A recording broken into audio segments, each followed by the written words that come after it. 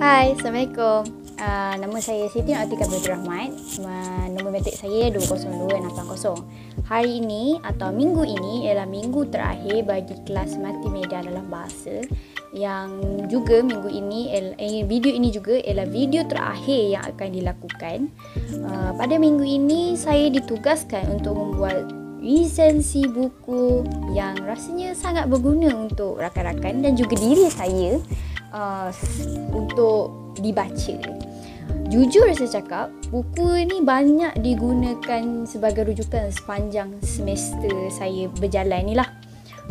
Tapi sebelum saya memulakan atau meneruskan dengan resensi buku, saya akan menerangkan maksud resensi. Kerana mesti ada yang tertanya-tanya, apa benda resensi ni? So, nak lagi perkataan ni pula jarang orang sebut atau masyarakat kita ni sebut. Okey, resensi buku ni ialah perbincangan ataupun pertimbangan mengenai buku. Dalam erti kata mudah, dia macam ulasan buku lah, senang cerita kan. Okey, buku yang saya ingin ulaskan pada minggu ini ialah buku ini. Kajian Wacana. Tak nampak. Kajian Wacana dan Strategi Komunikasi Teori dan Aplikasi. Okey, buku ni sangat berguna untuk saya pada semester ni, sebab tu saya nak buat resensi buku tentang buku ni. Okey, buku ini ditulis oleh Prof. Dr. Nurmaliza binti Abdul Rahim dan diterbitkan oleh Universiti Malaysia Terengganu. Nampak tak logo dia kat sini ni kan? Okey, buku ni dia banyak mengandungi tentang teori yang telah diaplikasikan dalam bentuk kajian. Maksudnya dia banyak menceritakan tentang kajian yang melibatkan kajian wacana dan teori komunikasi ataupun strategi komunikasi lah. Dan penyelidikan ini banyak meliputi seperti kajian lirik lagu, ujuran dan interaksi dalam perbualan. Dan kedua-dua dalam buku ini dia mengandung dua bahagian lah, sebab dalam ni kan dia dah cakap kajian wacana dan strategi komunikasi. Itu dua bahagian yang berbeza, tetapi dua bahagian ni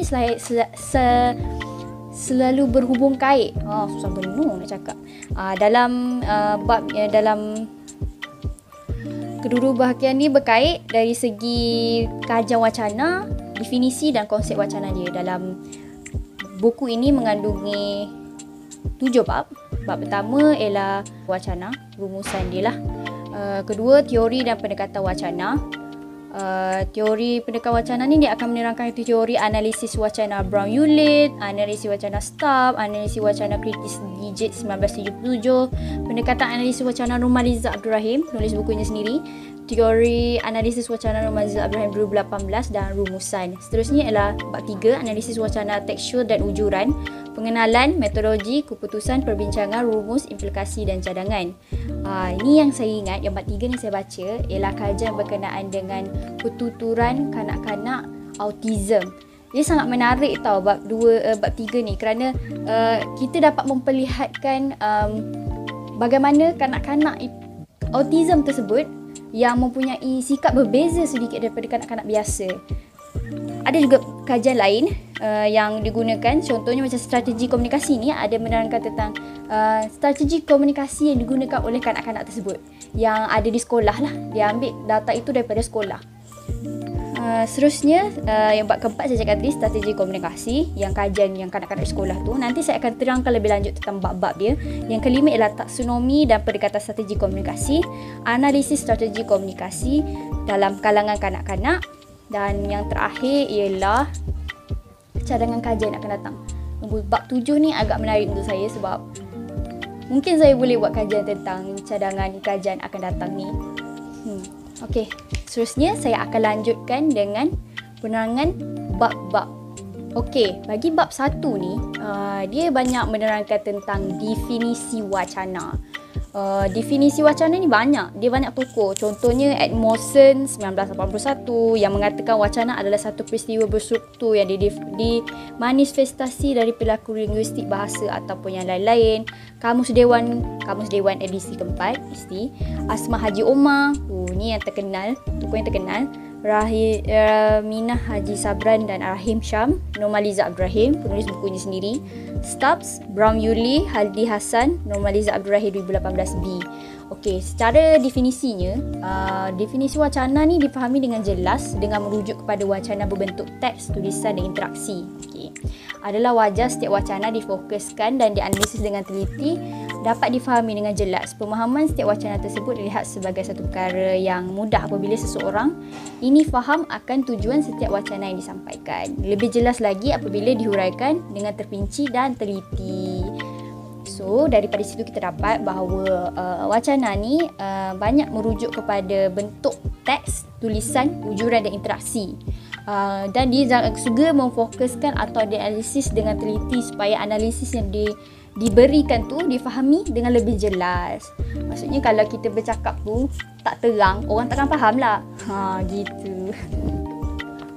Bagi bab 2 pula, ia menerangkan tentang, dia bukan menerangkan lah, dia lebih kurang kepada, saya cakapkan tadi kajian kan, dia membincangkan kepada teori dan pendekatan dalam kajian wacana. Sebab dia kata adalah wajar, dia cakap sini, saya baca ni, adalah wajar supaya pendekatan ini dikaji dan difahami supaya kajian dijalankan dengan baik. So, teori ini diperkenalkan oleh banyak pakar-pakar wacana. Rumusan daripada bab ini yang saya faham adalah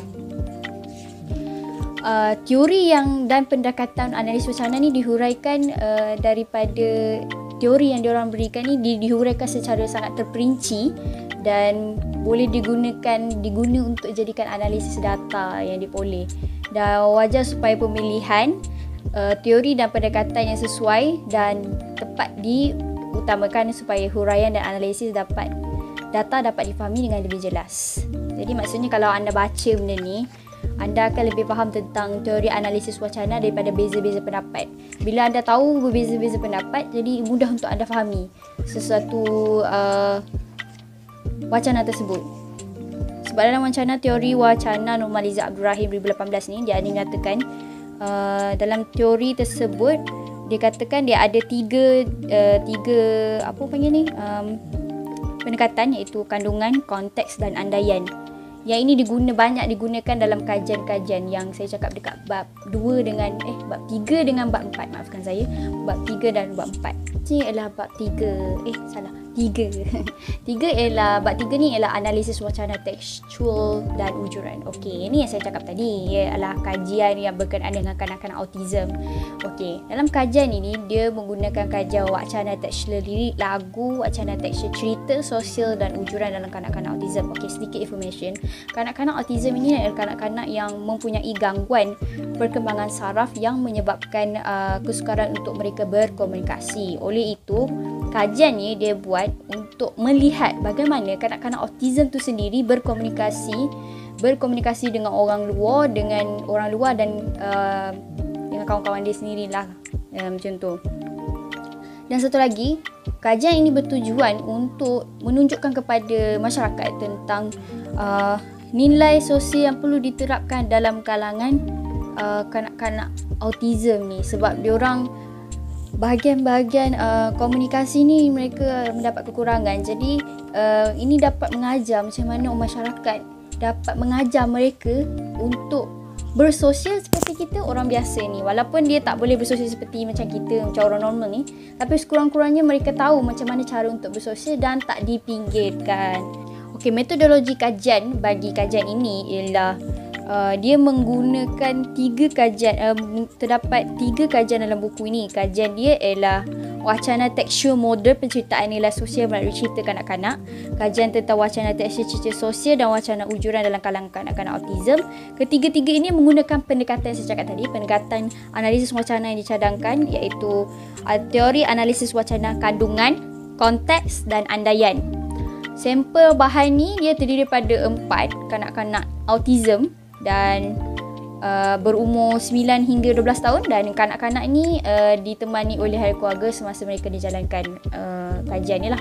Okey, daripada bab 3 ni saya dapat simpulkan bahawa kanak-kanak autism ni kita perlu menerapkan sesuatu sosial, nilai sosial kepada masyarakat supaya masyarakat boleh faham terhadap kanak-kanak autism ni, sebab mereka tak ada tempat lain untuk bergantung selain daripada kita sebagai seorang masyarakat. Jadi kita perlulah jadi masyarakat yang bertanggungjawab untuk memahami budak kanak-kanak autism. Tak susah pun, cuma perlu faham nilainya dan hormati mereka seperti manusia-manusia lain. Mereka memang nampak seperti lain daripada kita, tapi mereka tetap sama, ada perasaan dan ada hati. Mereka juga ada emosi.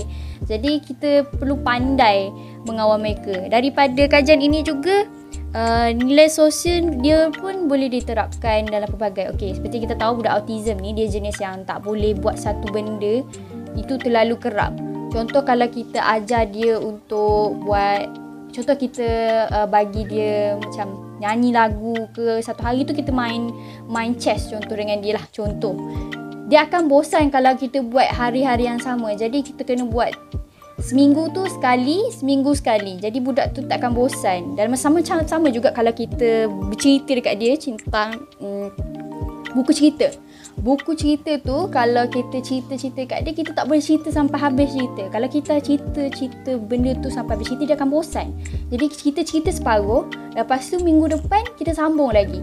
Daripada situ kita dapat mengajar dia untuk faham tentang storyline ataupun jalan cerita sesebuah cerita. Jadi mereka tak adalah lepas ni akan baca separuh jalan. Pada bab keempat pula, iaitu strategi komunikasi. Strategi komunikasi merupakan titik point atau point utama yang kita ingin memulakan sesuatu komunikasi.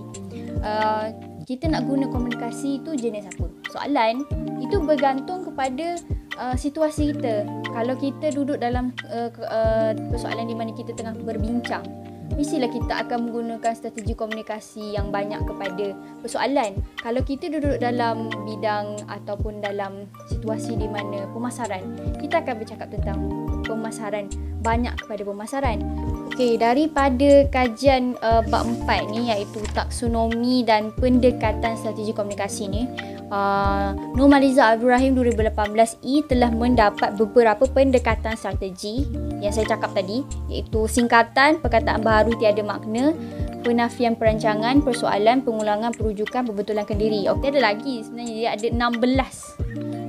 Yang seterusnya adalah topik berlainan pengabaian mesej, celahan, penangguhan senyap, terjemahan literal, pertukaran bahasa, imajinasi, kesopanan, prafasa dan meminta tolong. Lepas tu konklusi dia, strategi komunikasi di atas menunjukkan pendekatan strategi komunikasi ini sesuai digunakan dalam interaksi ujuran tulisan dan teks. Dari pendapat saya, setiap pendekatan strategi komunikasi yang telah dinyatakan ini akan memberikan peluang kepada kita untuk berkomunikasi dengan lebih baik. Jika kita tahu setiap strategi ingin kita sampaikan, itu daripada apa yang saya faham lah. Bab 6 pula ialah analisis strategi komunikasi dalam kalangan kanak-kanak. Ini sama je dengan yang saya cerita tadi. Ada berkenaan dengan kanak-kanak yang umur 12 tahun hingga ke 11 tahun macam tu. Dia buat kajian untuk perbincangan kumpulan dirakam dan dialog perbincangan deskripsi dianalisis menggunakan pendekatan strategi yang baru. Yang tadi saya cakap ada 16 tu kan. Dia menggunakan semua tu. Jadi, kajian ni dia memberi implikasi terhadap masyarakat, ibu bapa dan pelajar sekolah. Keseluruhan masyarakat manfaat memberi komunikasi yang baik serta berkesan. Jadi, dia nak bahawa daripada kajian ini, masyarakat perlu sedar dengan apa yang kita tunjukkan kepada budak-budak ni ikut, dan seterusnya benda ni akan berterusan sehingga ke hari yang akan datang. Sampai ke anak cucu kita lah. Kalau kita ajar dia cakap benda pelik-pelik, contohnya kita ajar dia macam baru-baru ni perkataan-perkataan yang macam takut jadi tacut, perkataan tu akan berterusan sampai ke generasi seterusnya. Macam kita sebagai masyarakat perlu bertindak tegas ke atas benda tu, kerana ia telah merosak dan meracuni bahasa kita yang memang ternyata memang indah. Itu saja daripada bab 6. Seterusnya ialah bab 7. Bab 7 ni dia hanya menceritakan tentang cadangan kajian akan datang. Okey, secara keseluruhan atau kesimpulan, buku kajian wacana dan strategi komunikasi, teori dan aplikasi ni, dia boleh menjadi panduan kepada budak-budak bahasa Melayu linguistik ataupun orang lain untuk membaca, untuk memahami lebih lanjut tentang wacana dan strategi komunikasi. Buku ini juga dapat membantu kita ni sebagai manusia untuk berkomunikasi dengan lebih mudah dengan orang lain. Bukan sahaja secara ujuran tetapi secara tulisan. Jika kita tahu satu-satu strategi untuk kita berkomunikasi, benda tu akan jadi lagi mudah. Jadi kita tak perlu terkial-kial nak fikir macam mana nak start macam mana, kita tak payah terfikir dah. Dan untuk saya, buku ni banyak memberikan saya idea untuk mengolah karangan dalam assignment. Saya selalu baca buku ni dan ia juga memberi kesedaran saya terhadap kanak-kanak autism dan memberi kesedaran ke saya bahawa nak mengajar seseorang kanak-kanak ni mudah, tapi kita perlu ada ilmu dalam untuk mengajar diorang sebab diorang ni jenis yang kadang-kadang berlapik, kadang-kadang tak berlapik. Jadi kita sebagai orang dewasa ni kena pandai cara untuk mengajar dia. Tapi yang peliknya, bila kita ajar benda yang jahat, laju pula dia dapat. Tapi bila kita ajar benda yang tak baik, bila yang baik, lambat pula dia dapat. Jadi kita kena pandai-pandai lah sebagai orang dewasa ni untuk mempraktikkan benda ni kepada diorang. Itu saja daripada saya. Sekian, terima kasih. Bye.